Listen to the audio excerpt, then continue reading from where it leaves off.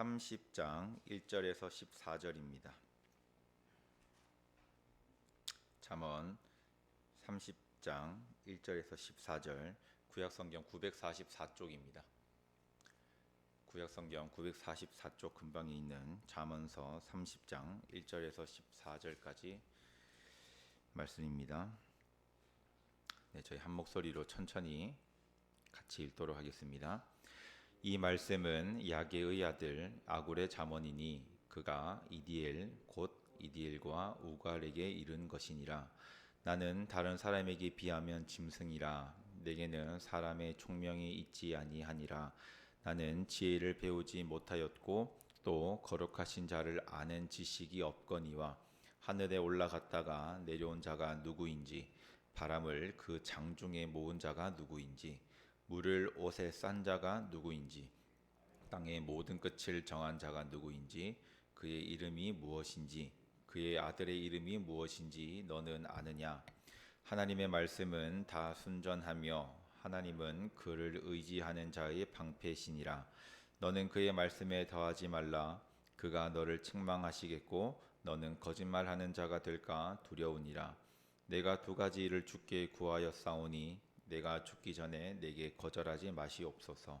곧 헛된 것과 거짓말을 내게서 멀리하옵시며 나를 가난하게도 마옵시고 부하게도 마옵시고 오직 필요한 양식으로 나를 먹이시옵소서. 혹 내가 배불러서 하나님을 모른다 여호와가 누구냐 할까 하오며, 혹 내가 가난하여 도둑질하고 내 하나님의 이름을 욕되게 할까 두려워함이니이다. 너는 종을 그의 상전에게 비방하지 말라. 그가 너를 저주하겠고 너는 죄책을 당할까 두려우니라. 아비를 저주하며 어미를 축복하지 아니하는 무리가 있느니라. 스스로 깨끗한 자로 여기면서도 자기의 더러운 것을 씻지 아니하는 무리가 있느니라. 눈이 심히 높으며 눈꺼풀이 높이 들린 무리가 있느니라. 앞니는 장검 같고 어금니는 군도 같아서 가난한 자를 땅에서 삼키며 궁핍한 자를 사람 중에서 삼키는 무리가 있느니라. 아멘. 잠언서 30장은 아굴이라는 사람이 있습니다. 그 아굴이라는 사람의 지혜의 내용을 적은 내용입니다. 즉 아굴의 잠언이라고도 하는데, 30장의 특징은 성경 곳곳에, 절 곳곳에 보면 동물, 뒤에 가면 동물에 대해서 많이 비유를 합니다.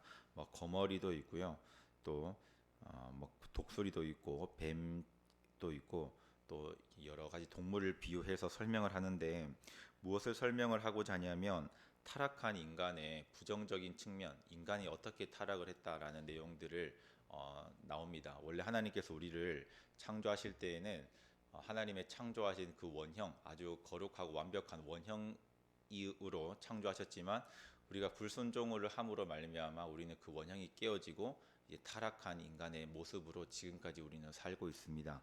그래서 그런 타락한 인간의 모습들로 인해서 나타나는 부정적인 측면들이 뒤에 쭉 나옵니다. 그리고 또 아굴의 잠언에서는 이러한 부정적인 인간의 측면들, 모습들, 본능적으로 나오는 이러한 모습들을 우리는 경계해야 된다라고 말합니다. 왜 그러냐면 우리는 하나님께서 창조하신 원형이 깨어진 상태입니다. 그래서 우리는 그런 깨어진 모습으로 계속 쭉 가면 말 그대로 깨어진 영혼의 상태를 가는 거예요. 그래서 이 깨어진 영혼의 상태를 다시 우리는 회복을 해서 하나님께서 창조하신 그 원형 그대로 거룩을 추구하고 하나님께서 보시기에 좋은 모습으로 회복하기 위해서 우리는 그런 것들의 삶을 경계를 해야 되고, 또 원형의 모습으로 회복을 하고자 하는 자들은 세상에서 바라보고 있고 또 세상으로 적용을 하는 그 기준과 다른 삶을 살 수밖에 없고 또 살아야 합니다. 그래서 아굴은 잠언을 통해서 이런 내용들을 말을 해주고 있습니다. 만약에 우리가 신앙생활을 하는 신앙의 기준이 세상에서 바라보는 기준과 다르지 않고 같다면, 우리가 신앙생활을 하다가 신앙에 대해서 낙담을 하기도 하고 좌절을 하기도 하고, 또 한편으로는 절망, 또 한편으로는 뭐 엄청 기쁠 때도 있죠. 또 행복하기도 하고, 내가 이런 유혹을 이겼다라는 정말 신앙의 쾌감을 느낄 때도 있을 겁니다. 만약 우리가 그런 기준이 세상과 다르지 않다면, 그런 기준이 다르지 않다면 이러한 신앙의 감정을 못 느꼈을 겁니다. 그렇기 때문에 아굴은 오늘 말씀을 통해서 우리가 이러한 것들을 경계해야 된다라는 기준을 제시한다는 건 아니지만 모습들을 나타내고 있습니다. 1절에 보시면 아굴에 대해서 잠깐 소개하는데, 성경에서 아굴에 대한 소개는 이렇게 야게의 아들이다라고밖에 안 나옵니다. 그래서 아굴이 딱 한 번 나와요. 1절에 아굴이 이디엘이라는 사람과 우갈이라는 사람에게 이르렀다. 즉 이러한 잠언의 내용을 말을 했던 것 같습니다. 전달했던 것 같아요. 그리고 2절부터 9절까지를 좀 이따가 볼 건데, 보시면 아굴은 먼저 지혜와 지식에 대해서 명확하게 이 기준을 말을 합니다. 아굴에게 지혜와 지식은 하나님께로부터 나오는 것이고, 하나님을 아는 것이 지혜와 지식이라고 말을 하고 있어요. 그리고 피조물이라는 인간이라는 존재가 분명히 한계가 있고, 또 그 한계를 가진 인간의 지혜는 무지하다라고 말을 합니다. 그렇기 때문에 우리는 하나님 말씀을 신뢰를 해야 되고, 또 그런 무지한 인간이기 때문에 오직 하나님만이 나의 또 인간의 피난처가 되신다라는 내용들도 말을 하고 있습니다. 그리고 7절에서부터 9절까지 보시면 하나님 앞에 아굴은 두 가지를 기도를 합니다. 그래서 우리가 많이 와닿는 내용이기도 한데, 우리 이러한 내용을 알고 다시 2절부터 9절까지 천천히 읽도록 하겠습니다. 여기서 나는 아굴을 얘기하고, 아굴이 뭐를 얘기하는가, 자기의 신앙을 어떻게 고백을 하는가, 자기가 어떻게 하나님과의 관계를 만들려고 하는가에 대한 내용들을 생각하시면서 다시 2절부터 제가 조금씩 바꿔서 제가 읽을 테니까 눈으로 보시기 바랍니다.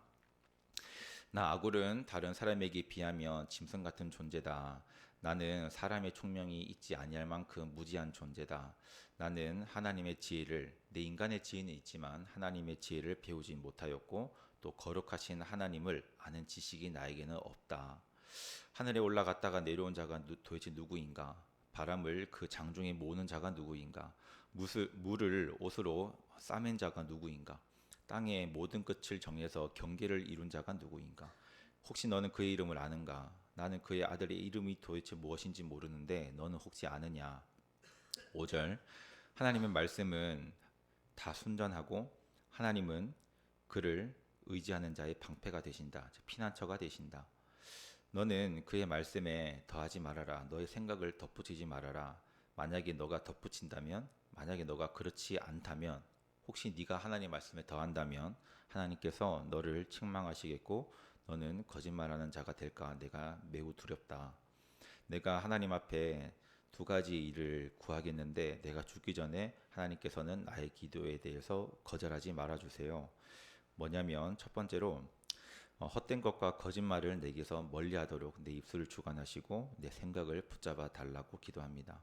그 두 번째로, 하나님께서 나를 물질적으로 또 심적으로 가난하게도 마옵시고 부하게도 말아 주시옵소서. 그리고 내가 필요에 따라서 필요한 양식이 있을 텐데, 그때마다 하나님께서, 지혜자이신 하나님께서 보시고 나를 적절하게 먹이시옵소서.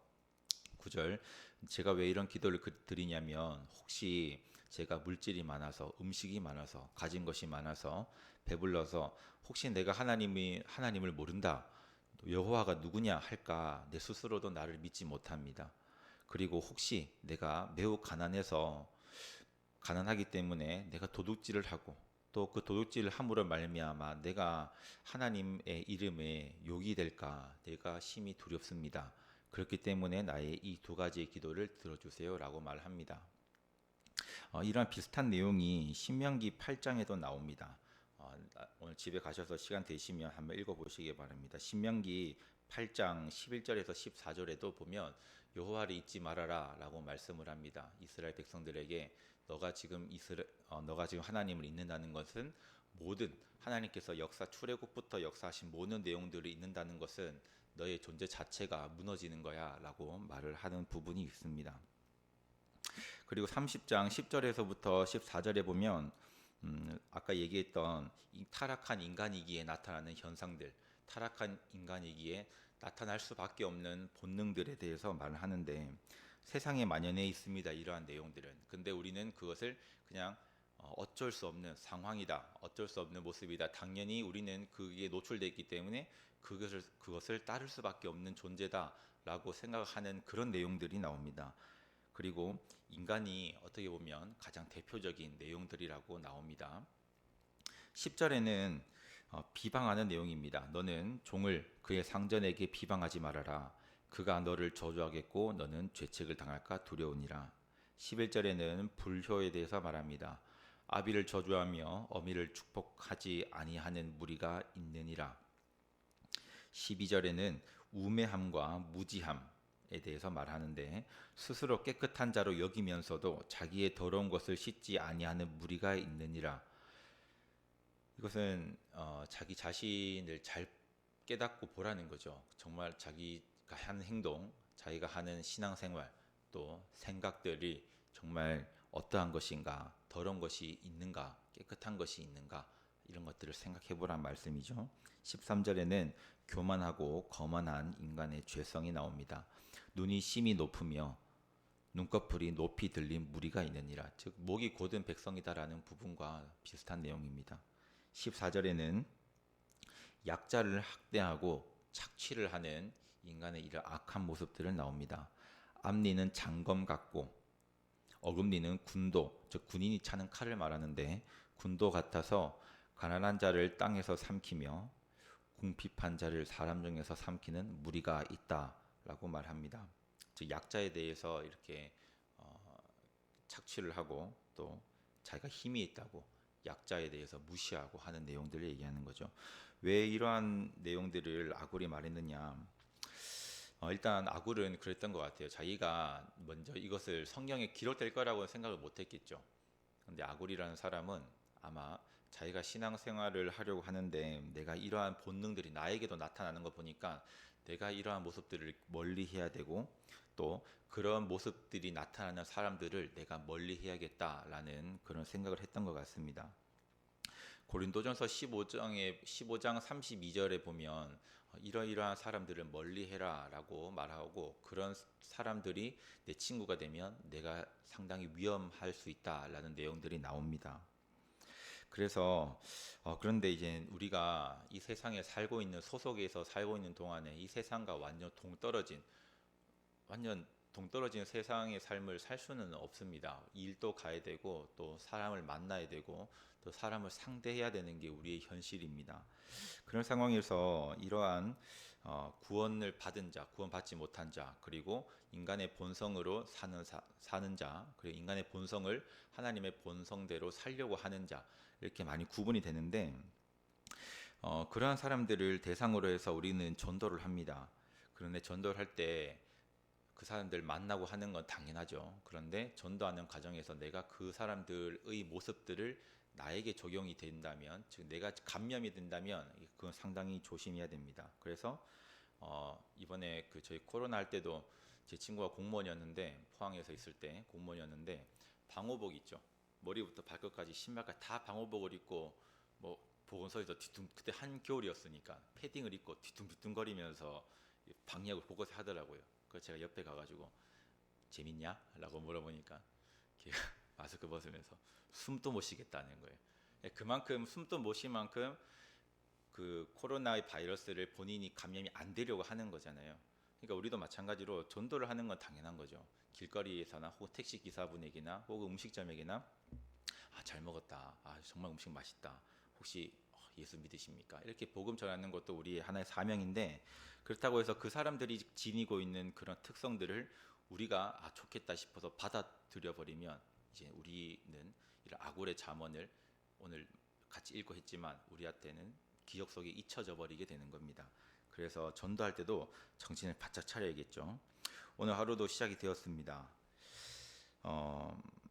오늘 또 4시 반에 일어나서 말씀을 들으면서 찬양을 또 들으면서 이런저런 생각했는데 오늘 또 영적인 삶을 살아야겠다라고 생각을 합니다. 그런데 잘 안 되더라고요.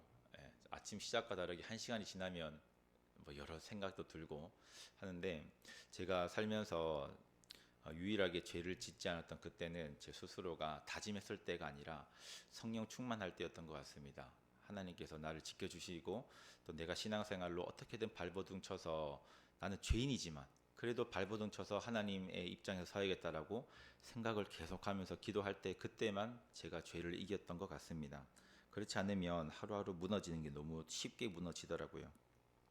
그리고 다시 저녁 시간 기도 시간 되었을 때 하루를 또 되돌아보면서 다시 내가 반복해서 짓는 죄, 생각해서 짓는 죄, 또 마음으로 짓는 죄, 행동으로 짓는 죄들이 많이 생각이 나면 다시 무릎을 꿇고 예수님의 피로 나를 용서해 달라고, 그 피가 존재하는 목적이, 그 피를 흘리신 목적이 내가 이 순간, 내가 회개하는 이 순간에 쓰이기 위해서가 아닙니까? 라고 하나님 앞에 이렇게 되물을 때도 있습니다.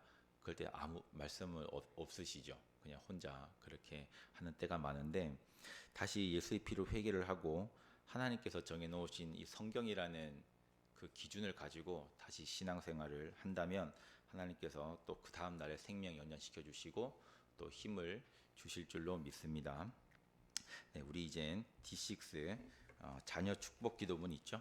네, 이걸로 같이 기도하겠습니다. 정면 제일 앞에 있는, 우리는 하나님 제일 위에 있는 부분을 다 같이 읽도록 하겠습니다. 우리는 함께 말씀으로 기도로 성경적 가정을 이루어 갑니다. 아멘. 그리고 밑에 있는 오늘 목요일이기 때문에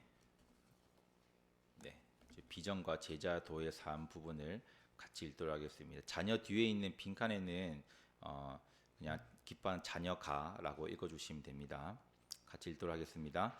오늘도 나의 사랑하고 기뻐하는 자녀가 비전과 제자도의 삶으로 살게 하실 것을 예수 그리스도의 이름으로 축복하며 기도합니다. 아멘. 이제 맨 뒤에 있는 신명기 6장 말씀과 민수기 6장 말씀으로 같이 읽도록 하겠습니다. 신명기 6장 4절에서 9절 말씀. 이스라엘아 들으라, 우리 하나님 여호와는 오직 유일한 여호와이시니 너는 마음을 다하고 뜻을 다하고 힘을 다하여 내 하나님 여호와를 사랑하라.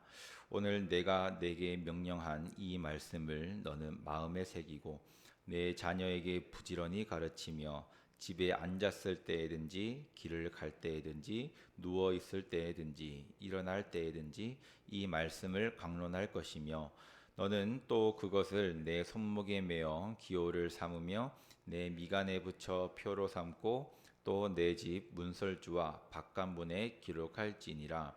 신명기 6장 4절에서 9절 말씀. 아멘.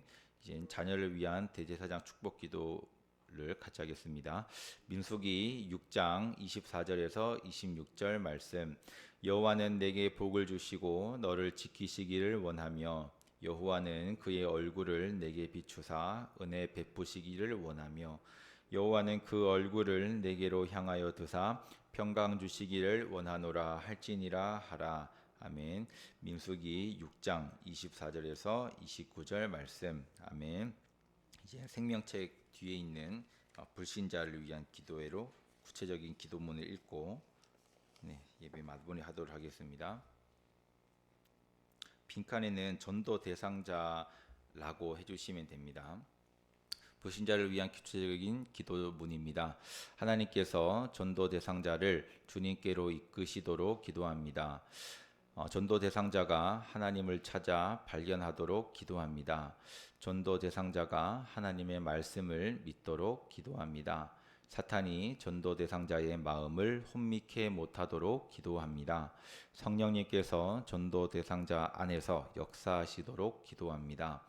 전도 대상자를 인도할 사람을 보내주시도록 기도합니다. 전도 대상자가 그리스도를 믿도록 기도합니다. 전도 대상자가 죄를 회개하고 돌이키도록 기도합니다. 전도 대상자가 그리스도를 주인임으로 시인하도록 기도합니다. 전도 대상자가 그리스도를 따르기 위해 모든 것을 양보하도록 기도합니다. 전도 대상자가 그리스도 안에 뿌리를 내리며 자라도록 기도합니다. 예수님의 이름으로 기도합니다. 아멘. 우리 주기도문으로 예배 마무리하고 각자 기도하는 시간 가지도록 하겠습니다.